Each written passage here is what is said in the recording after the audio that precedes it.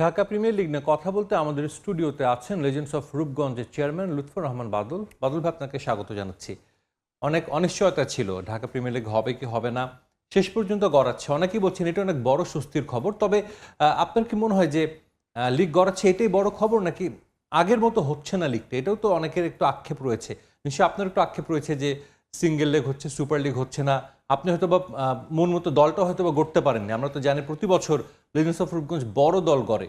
এবার তো মানে আপনার দলটা আমরা দেখছি যে ভালো দল হয়েছে, কিন্তু কোথায় দেখছেন আপনি নিজের দলকে? আহ, ধন্যবাদ আপনাকে। বিশেষ করে আমি মনে করব যে প্রিমিয়ার ক্রিকেট লিগটা ঢাকার একটা প্রাণ শক্তি, এবং বাংলাদেশ ক্রিকেট আজকে এই পর্যায়ে এসেছে ঢাকা প্রিমিয়ার লিগের হাত ধরে আমি মনে করি। এবং সবচেয়ে বড় কথা হলো এই প্রিমিয়ার লিগটা আপনি যদি খেয়াল করে থাকেন, সেই ওয়াসিম আকরাম জৌলসটা যেভাবে আমরা এনেছিলাম, এবং আপনারা জানেন যে ওখানে জয়সূর্যা যে বছর 1996-এ ওয়ার্ল্ড কাপ চ্যাম্পিয়ন হয়েছিল, আমি মোহামেডানের জয়সূর্যা এবং রানা তুগাকে এনেছিলাম। তো এই যে প্রিমিয়ার লিগটা যে তখন কিন্তু আমাদের বিপিএল ছিল না, তাহলে ওই ওয়ার্ল্ড ক্লাস প্লেয়ারদেরকে এই ঢাকা প্রিমিয়ার লিগে আনা, তখন কিন্তু লিস্ট এও ছিল না। তো সুতরাং ওই জায়গা থেকে আমি মনে করি কিছুটা আমরা জৌলস হারিয়েছি। তারপরে বলবো যে এখন এত প্লেয়ার বিপিএল এইভাবে আসার পর থেকে আমি মনে করি ঢাকা প্রিমিয়ার লিগটাকে সবসময় এটাকে অন্য চোখে দেখছে, এবং আমি কম্পিটিশন হচ্ছে না আমি মনে করছি। এবং আমার কাছে মনে হচ্ছে যে আরও সুন্দরভাবে এটাকে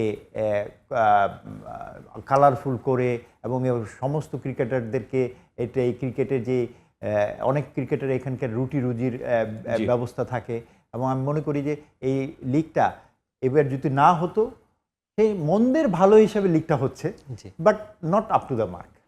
আপনি তো 30 বছর, যদি আমি ভুল না হয়ে থাকি, 30 বছর ধরে আপনি ঢাকার ক্লাব সংগঠক ক্রিকেটের সঙ্গে আছেন। আপনি বললেন জৌলুসটা আগের মতো নেই, না থাকার কারণ কি, বা কিভাবে এই জৌলুসটা আমরা ফেরাতে পারি ঢাকার ক্রিকেটে?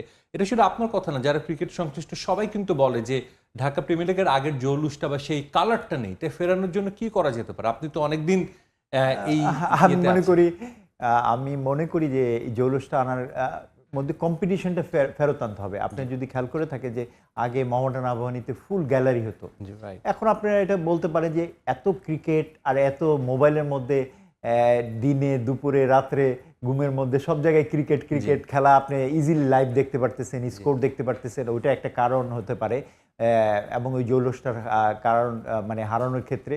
এবং এখন আরেকটা হলো কম্পিটিশন, এবং কম্পিটিশনটা নাই। আমি মনে করি যে আপনি যদি খেয়াল করে থাকেন যে আগে একটা পুল সিস্টেম ছিল, এই পুল সিস্টেমটা মানে ফোর্সফুলি সব ইকুয়ালি ডিস্ট্রিবিউট হয়ে যেত। বা আপনি 24 থেকে 30 জন প্লেয়ার যদি আপনি পুল 3 জন বা 4 জন করে দিতেন, তাহলে ফুল ইকুয়ালি ডিস্ট্রিবিউশন হয়ে যেত, এবং প্লেয়ারদের মধ্যে কম্পিটিশনগুলি বেড়ে যেত, দলগুলির মধ্যে ব্যালেন্সড হতো। এখন যদি খেয়াল করে দেখেন যে একটা টিম যখন চ্যাম্পিয়ন হয়, তার ওই টিমের সাথে 12 নম্বরের টিমের আকাশ পাতাল পার্থক্য থাকে। সে ওই টিমে হয়তোবা চ্যাম্পিয়ন টিম খরচ করে বা 6 কোটি 7 কোটি টাকা, উইচ ওয়াজ একটা 12 নম্বর টিম খরচ করে 30-40 লাখ টাকা। এই যে ডিফারেন্সটা, তাহলে তো আপনার ওইভাবে একটু কম্পিটিশনটা হচ্ছে না, এবং হবেও না এই আপনার স্বাভাবিকভাবে। তো এখানে একটা পুল সিস্টেম ইন্ট্রোডিউস ছিল, যেটাকে আবার ইমপ্লিমেন্টেশন করে এটাকে জৌলসটা ফেরত আনা যেতে পারে কম্পিটিশন করে। আর আমাদের লিগটাকে আরও সুন্দরভাবে, যেমন প্রতি বছর আমাদের একটা বিদেশি প্লেয়ার থাকতো। আপনারা জানেন যে আমার টিমে মর্গানও খেলে গেছে, মোহাম্মদ ইউসুফ খেলেছে, মানে স্টার, মানে একটা সবাই ওইসব প্লেয়ারদেরকে দেখতেও যেত। এখন বিপিএল হয়, এমনিও আসে। তারপরে আমি মনে করি যে প্রিমিয়ার লিগের আমার ধারণা ওয়ার্ল্ডের মধ্যে Dhaka premier league one of the best league, যেটাকে আরও সুন্দরভাবে করা যেত। এক্স্যাক্টলি। এবার শুরুতে আমরা শুনছিলাম যে আপনি হয়তো দল করতে আগ্রহী নন। লেজেন্ডস অফ রূপগঞ্জ এক যুগ আগে একটা নতুন দল আপনি নিজে করেছেন, নিজের দল টানা 3বার এখনো চ্যাম্পিয়ন হতে পারেনি, যদিও আপনি আগে অন্য ক্লাবের হয়ে 3বার মানে ব্যাক টু ব্যাক 3টে আলাদা ক্লাবের হয়ে শিরোপা জিতেছেন। একবার করেছি কাজী টাইম, যখন আমরা নতুন ফার্স্ট লিগে আমরা নিলাম, তখন রূপগঞ্জ একবার চ্যাম্পিয়ন হয়েছে। আপনারা জানেন যে অনেক প্রতিকূলতার মধ্যে আমরা টিম করেছি, বিশেষ করে আমি দেশে ছিলাম না অলমোস্ট 10-11 বছর, এর মধ্যেও আমি টিম করেছি বিদেশ থেকে। এবং আমার ক্রিকেট একটা আমার পেশেন্স, এবং আমি মনে করি যে এই ক্রিকেটের জন্য কেউ দেশের বিদেশে পাড়ি দিয়েছে আমি মনে হয় একমাত্র আমি রেফারেন্স। এবং আমি মনে করি যে এই জায়গাটায় সবচেয়ে সুন্দরভাবে ক্রিকেটকে ভালোবাসাটা থেকে, যেমন আপনি যেটা বললেন যে 30 বছর কিন্তু আমি ক্রিকেটকে মানে দিয়েছি, ক্রিকেট থেকে আমি কিছু নিতেও আসি নাই আর কোনোদিন নিবেও না। আমার ধারণা যতদিন আল্লাহ বেঁচে রাখে আমরা ক্রিকেটের জন্য প্রাণ। আমি নিজে ক্রিকেটার ছিলাম, নিজে ব্যবসায়ী, এবং আমি ওই হিসাব করে আমার একটা তো ভালো লাগার জিনিস থাকে, ক্রিকেট একটা আমার ভালো লাগার জিনিস। তামিম ইকবাল এখন যিনি বোর্ডের দায়িত্বে আছেন, আপনার টিমে অনেক দিন খেলেছেন এবং আমরা দেখেছি আপনার সাথে তার খুব ভালো একটা সম্পর্ক। তামিম, আমরা দেখেছি তামিম আপনাকে অনুরোধ করেছে, তারপর আপনি খেলতে রাজি হয়েছেন। তামিমকে নিয়ে কি বলবেন এখন পর্যন্ত আসার পরে? আমরা যেটা আপনি শুরুতে বলেছেন যে অনেক মানুষের, অনেক ক্রিকেটারের রুজি রুটির কিন্তু জায়গা এই ঢাকা প্রিমিয়ার লিগ। আপনি যে এক্স্যাক্টলি ঠিক বলেছেন যে তামিম আসার পরে একদম ফার্স্ট দেখবেন যে স্টেপগুলি নিয়েছে কি, লিগটা স্টার্ট করলো, রাইট। তারপরে তারা Dhaka first division, second division যেগুলি হয়েছিল সেইগুলিকে তারা কিভাবে কয়েকটা টিম আমরা অংশগ্রহণ করি, ওই টিমগুলিকে আবার রিঅর্গানাইজ করে তাদেরকে আবার ফেরত আনলো। এই যে ক্রিকেটারদের মধ্যে যে ফেরত আনার ক্ষেত্রে এটা তো তামিমের অবদান আমি মনে করি, এবং এটা ধন্যবাদ পাওয়ার যোগ্য। এবং এই ক্রিকেটার হয়তো আমরা লিগটা না করলে, সবচেয়ে বড় কথা হলো আমরা উইন্ডোটা আমরা মিস করেছি। হ্যাঁ, আমাদের উইন্ডো ছিল ফেব্রুয়ারি মার্চ। হ্যাঁ, কেন এখন এত ক্রিকেট খেলা, আন্তর্জাতিক খেলা থাকার কারণে আমার কাছে মনে হয়েছে যে ঢাকা প্রিমিয়ার লিগের একটু পারফেক্ট একটা উইন্ডো দরকার, যে সময় যে ওই প্লেয়ারগুলি অ্যাভেলেবেল থাকে এবং খেলাটা আরও সুন্দরভাবে করা যায়। আগের থেকে প্ল্যান করে দিলে আরও সুন্দরভাবে, যেটা আপনি বলেছিলেন যে এই আরও সুন্দরভাবে করা যেত। সবসময় একটা প্ল্যানিং থাকলে, এই যে উইন্ডো মিস করেছি আমরা, ক্রিকেট বোর্ডের বিভিন্ন বোর্ডের চেঞ্জিং দেখলাম, নতুন বোর্ড আসলো, এই জিনিসগুলি দেখার মধ্যে আমরা এখন লিগটা হচ্ছে, এবং এটা তামিমকে ধন্যবাদ দেওয়ার যোগ্য যে প্লেয়াররা, এবং একটা তামিম প্লেয়ার দেখে প্লেয়ারদের ব্যথাটা সবচেয়ে বেশি বুঝতে পেরেছে, এবং ও ক্রিকেট সবসময় ভালো বুঝে আমার ধারণা, এবং আরো ভালো করবে আশা করি। একটু লেজেন্ডস অফ রূপগঞ্জ নিয়ে জানতে চাই, এবারের মৌসুমের দলটা, আমরা দলটা একটু দেখতে চাই, তারপরে বলবো যে আপনি এবার আবাহনী, মোহামেডান, প্রাইম ব্যাংকও মোটামুটি ভালো দল করেছে, এবার আপনার দলের হয়তো দু একটা নাম মিসিং হতে পারে, বাট ম্যাক্সিমাম প্লেয়ারদের নামই এখানে রয়েছে। কেমন, আপনি কি এক্সপেক্ট করছেন আসলে আপনার এই দল থেকে? এবার দলের কাছ থেকে কি এক্সপেকটেশন আপনার? অ্যাকচুয়ালি যদি আমি ফুল টিম থাকতো হয়তো আমি চ্যাম্পিয়ন ফাইট আশা করেছিলাম। আপনারা যদি খেয়াল করে থাকেন যে আমাদের এই টেস্ট টিমে আমার 4টা প্লেয়ার, 4টা প্লেয়ার চলে গেল। তা একটা টিমের 4টা প্লেয়ার চলে গেলে আমার টিমের মধ্যে স্ট্রেংথ কতটুকু থাকে। তারপর আমরা চেষ্টা করব যে, তা আমার ধারণা যে আমরা মাঠে নামবো তো জয়ের জন্য, এবং আমরা চ্যাম্পিয়ন ফাইট দেওয়ার জন্য চেষ্টা করব অবশ্যই। লিটন এবং মিরাজ কখনোই ঢাকা প্রিমিয়ার লিগে এক দলে খেলেনি।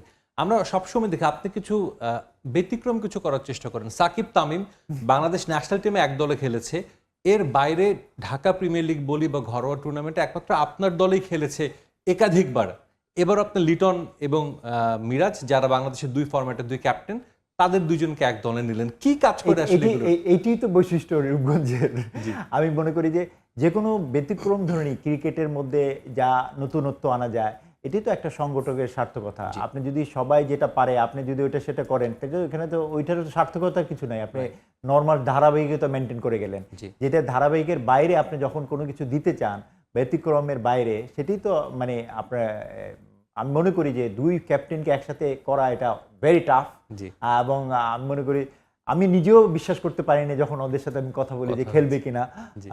অনেক তাদেরকে মানিয়ে আমি আশা করছি যে ওরা ভালো রেজাল্ট করবে। অবশ্যই। একটু ক্রিকেট বোর্ড নিয়ে আলোচনা করতে চাই। আপনি তো ক্রিকেটের সঙ্গে অনেক দিন ধরে সংশ্লিষ্ট। গত 2025-এ যে ইলেকশনটা হয়েছিল, লাস্ট মোমেন্ট আপনি উইথড্র করেছেন, সামনে একটা ইলেকশন হতে পারে।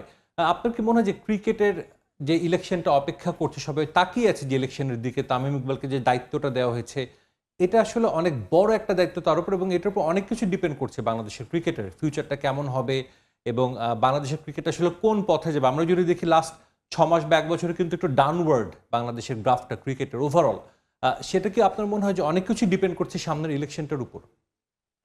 ক্রিকেটের জন্য তো যে কোনো কিছুর জন্য তো একটা ইলেকশন খুব ইম্পর্টেন্ট সাবজেক্ট। আমি মনে করি যে এই যে নেক্সট ইলেকশনটা একটা দিক নির্দেশনা, আমি মনে করি যে কোনো আপনারা জানেন যে এটা 3 থেকে 4 বছরের জন্য একটা কমিটি তৈরি করা হয় এবং লাস্ট 2 বছর আমি মনে করি যে সার্কাস দেখেছি আর কি ক্রিকেট মানে ক্রিকেট বোর্ডে। আমি সবচেয়ে দুঃখজনক লাগে যে ওয়ার্ল্ড কাপ খেলতে যায় নাই, সেটা একটা মানুষ কোয়ালিফাই করে ওয়ার্ল্ড কাপ খেলতে যায়, আমরা ওয়ার্ল্ড কাপ ফেলায় আমরা ওয়ার্ল্ড কাপ খেলতে যাই না, এটা রিয়েলি দুঃখজনক আমরা জাতি হিসেবে মনে করি। এবং যদিও আমাদের মোস্তাফিজের ইস্যু ছিল, বিভিন্ন ইস্যু ছিল, নিরাপত্তার ইস্যু ছিল, ইন্ডিয়ার সাথে আমাদের একটা অন্য রকম, আমি তো দেখেছেন যে আমি বলেছি যে কূটনীতিকভাবে আমরা ক্রিকেট কূটনীতিকভাবে আমি বিশ্ব রেকর্ড করেছি যে এভাবে একটা ওয়ার্ল্ড কাপ। আমি মনে করি যে কোনো খেলার মধ্যে কোনো রাজনীতিটা না করানোই ভালো, খেলাটা খেলার মাঠে রাখা উচিত। এবং এই ইলেকশনটা সেই হিসাবে আমি সূত্র ধরে বলবো ভালো সংগঠক, খেলোয়াড় এবং ভালো যারা ক্রিকেটের বোদ্ধা তারা এই বোর্ডে থাকবেন, যারা ক্রিকেটের উন্নতি করবেন, সেই হিসাবে এই ক্রিকেট বোর্ডটা একটা মাইল ফলক হিসেবে আমি মনে করি থাকবে। আপনি যেটা বললেন যে ক্রিকেট বোদ্ধা, ক্রিকেট সংগঠক বা এক্স ক্রিকেটার তারা থাকবেন, কিন্তু আমরা যদি দেখি লাস্ট কয়েক বছরে, লাস্ট 12-14 বছর আমরা যদি দেখি যে ক্রিকেটের বাইরের অনেক লোক কিন্তু ঢুকে যায় যাদের হয়তো বা ক্রিকেটে তেমন কোনো সংশ্লিষ্টতা ছিল না। অ্যাজ এ সংগঠক এটা আপনাদের জন্য কতটা পীড়াদায়ক যে আপনারা ক্রিকেটের পেছনে 30 বছর, কেউ 40 বছর সময় ব্যয় করেন, ক্রিকেটের সঙ্গে থাকেন, কিন্তু দিন শেষে দেখা যায় যে কোনো না কোনো একটা ফাঁক ফোকর দিয়ে ক্রিকেটের বাইরে যার ক্রিকেটের কোনো সংশ্লিষ্টতা নেই তারা ঢুকে যাচ্ছে ক্রিকেট বোর্ডে। আপনি যদি খেয়াল করে থাকেন যে বাংলাদেশের আগে আমাদের তলাবিহীন ঝুরি বলা হতো, এখন কিন্তু ওটা নেই, কিন্তু এখন আমরা ক্রিকেটটা হলো number 1 brand in the whole world. এবং এই হিসাবে আমি মনে করি যে মানে যে কোনো রাজনৈতিক দল আসুক, যারাই ক্ষমতায় আসে, ক্রিকেটটাকে তারা ব্র্যান্ডিং হিসাবে দেখে এবং রাজনীতিবিদরা মানে ঢুকতে চায়। এবং এটা আমি মনে করি আপনি যদি খেয়াল করে থাকেন যে আমাদের পাশের দেশেও কিন্তু একই একটা কালচার আছে, কিন্তু তারপরেও ওদের স্ট্রাকচারটার কারণে ওটা অতটুকু এফেক্ট করে না যেটা আমাদের দেশে এফেক্ট করে। হ্যাঁ, আমরা ইন্ডিয়াতেও আপনারা দেখেছেন যে অমিত শাহর ছেলে জয় শাহ, হ্যাঁ, ও কিন্তু ক্রিকেটের আগে ছিল না, তো রাজনীতির পরিচয় থেকে কিন্তু আজকে আইসিসি প্রেসিডেন্ট হয়েছে। এটা যার যার দেশের একটা পলিসি মেকিং এর সাথে জড়িত। আমি মনে করি যে রাজনীতির বিদ্যা তো থাকতেও পারে দেশের, যেহেতু এখানে আপনার 3টা জিনিস লাগবে। আপনার একটা লাগবে সরকারি পৃষ্ঠপোষক, সরকারি পৃষ্ঠপোষকের জন্য কিন্তু সরকারি দলের লোক লাগবে। আবার আপনি যদি দেখেন যে ক্রিকেটাররা লাগবে, তারপরে আপনার সংগঠন লাগবে, সব মিলে একটা স্পন্সররা লাগবে, সমস্ত সমন্বয় করেই তো আপনি একটা সুন্দর একটা জিনিস করা যায়। আপনি এখানে একটার সাথে আরেকটা পরিপূরক, একটাকে বাদ দিলে দেখবেন এখন যেই জিনিসটা আপনি হয়েছে দেখেন যে লাস্ট 11 মাস যেটা নিম্নমুখী যেটা বললেন, এখানে কিন্তু সমন্বয় ছিল না। বিকজ আপনারা দেখেন তত্ত্বাবধায়ক সরকারের মানে অন্তর্বর্তীকালীন সরকারের সময় একটা ভঙ্গুর একটা বোর্ড ছিল, ওই বোর্ডটাকে ভেঙে একটা হঠাৎ করে উড়ে এসে জুড়ে বসার জন্য একজনকে বসিয়ে দেওয়া হলো, তারপরে ওটা ইলেকশন ঠিক মতো হলো না। তো এই যে এই জিনিসগুলি এটা এফেক্ট আমরা ক্রিকেটের মধ্যে হয়েছে, মানে পুরো খেলার মধ্যে আমরা ফিল করেছি। তো সুতরাং এই জিনিসটাকে সুন্দরভাবে যদি একটা ইলেকশন হয় এবং এটা দেশের ক্রিকেটের জন্য, এবং আমার ধারণা একদিন আমরা ক্রিকেটে বাংলাদেশ বিশ্ব চ্যাম্পিয়ন হবে ইনশাআল্লাহ। অবশ্যই, সেটা সবারই প্রত্যাশা। ছোট করে একটু জানতে চাইবো, তামিমদের এই বোর্ডটা মাত্র 3 মাস রয়েছে দায়িত্বে, যে একটা ইলেকশন দিবে, এরপরে হয়তো বা ইলেক্টেড একটা বোর্ড আসবে, তাদের কাছ থেকে আপনার কি এক্সপেকটেশন থাকবে? বা বাংলাদেশের ক্রিকেটটাকে আপনি অলরেডি বলেছেন যে বিশ্ব চ্যাম্পিয়ন হতে চান, বাট ওভারঅল ডেভেলপমেন্টে কই দেখতে চান বাংলাদেশের ক্রিকেটকে? আমার ধারণা এরা তো 3 মাসের জন্য এসেছে, বাট এদের কিন্তু 3 মাস হয়নি। তো ওদের অনেক আর্লি, ওদের সম্পর্কে একটু না, আমি বলছি ইলেক্টেড যদি বোর্ড আসে এরপরে যারা আসবে, এরপরে তো এদের জন্য তো আমি মনে করি এটা খুবই একটা সুন্দর বোর্ড হবে। এবং বাংলাদেশে ক্রিকেটের বিশেষ করে তামিমের একটা ভিশন আছে, এবং যেটা সবারই ভিশন থাকে যে একটা বোর্ড প্রেসিডেন্টের থাকা উচিত। আমার মনে হয় যে যেই বোর্ডেরই থাকবে একটা 3টা হওয়া উচিত, 3টা vision, first short term, middle and the long term. যে শর্ট টার্মে আমরা কি করব, মিডল টার্ম কি করব এবং লং টার্মে কি করব, এইভাবে যদি আগানো যায় এবং যদি আপনি খেয়াল করে থাকেন যে আমরা পৃথিবীর যত ক্রিকেট যেমন ইংল্যান্ড, জি ইন্ডিয়া, আমরা যদি অস্ট্রেলিয়াও দেখি, ওরা কিন্তু একটা ভিশন করে আগায়। জি তো ওই ভিশনটাকে আগে আমাদেরকে সেট করতে Set হবে, করতে টার্গেট হবে, জি। সেট করতে হবে। অবশ্যই। টার্গেট সেট করে ওটাকে আপনাকে ব্যাকওয়ার্ড ক্যালকুলেশন করে আপনাকে আগিয়ে মানে আমাদের ক্রিকেটকে আগিয়ে নিয়ে যেতে হবে। অবশ্যই। অসংখ্য ধন্যবাদ বাদল ভাই আমাদের সঙ্গে কথা বলার জন্য। আমাদের প্রত্যাশা সেটা যে দেশের ক্রিকেট এগিয়ে যাবে, একই সঙ্গে যেহেতু সামনে ঢাকা প্রিমিয়ার লিগ আছে সেটাও আমরা অপেক্ষায় আছি। ভালো একটা লিগ হোক, একটু ডিফারেন্ট পরিস্থিতিতে হচ্ছে, তারপরও সবার প্রত্যাশা ভালো ক্রিকেট হবে। আপনাকে অসংখ্য ধন্যবাদ। আমিও সময় টিভির দর্শকদেরকে ধন্যবাদ দিই। ধন্যবাদ।